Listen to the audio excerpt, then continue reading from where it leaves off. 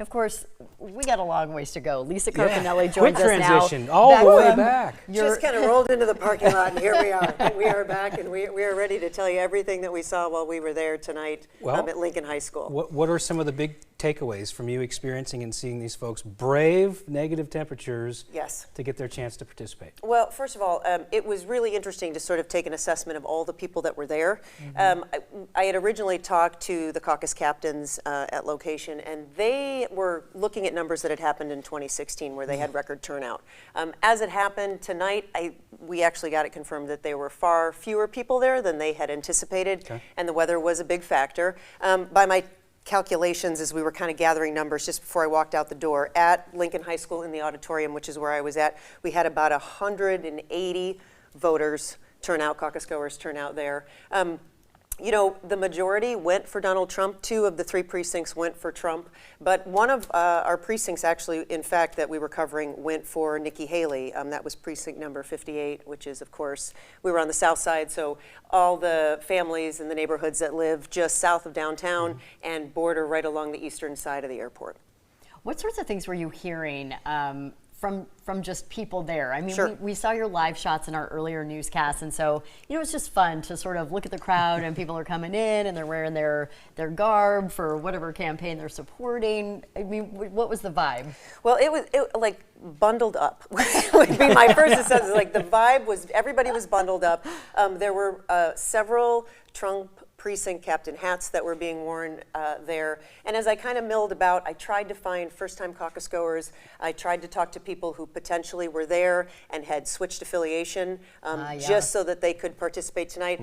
Not necessarily at that precinct, but over the weekend, I probably spoke with half a dozen folks that really want to take part in this process and unsure of what's going to happen, were willing to go to their precinct location, change their affiliation so that they could, in fact, caucus tonight for whichever candidate they were going to put on that tiny piece of paper that I was holding up earlier. One of the many things that makes the caucuses unique. You mentioned too, and we've heard this now from you reaffirming kind of, you were just getting things going as far as the paper ballots, and then the cell phones started going off. They did. Actually, in point of fact, we still had people that were speaking on behalf of the candidates, and everybody's phone, at least folks that had it turned on, you could hear it chime, and that's when we got word that they were, you know, predicting for former President Donald Trump.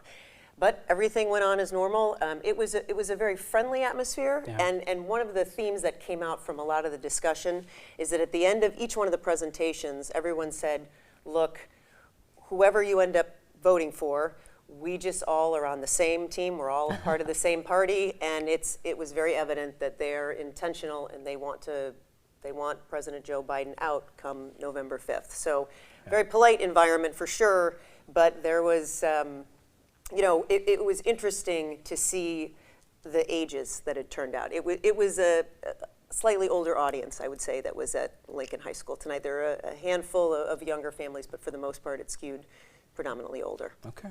All right. It's just so fascinating to have this front row seat. Oh, it is. To the democratic process that really isn't like it is anywhere else in the country.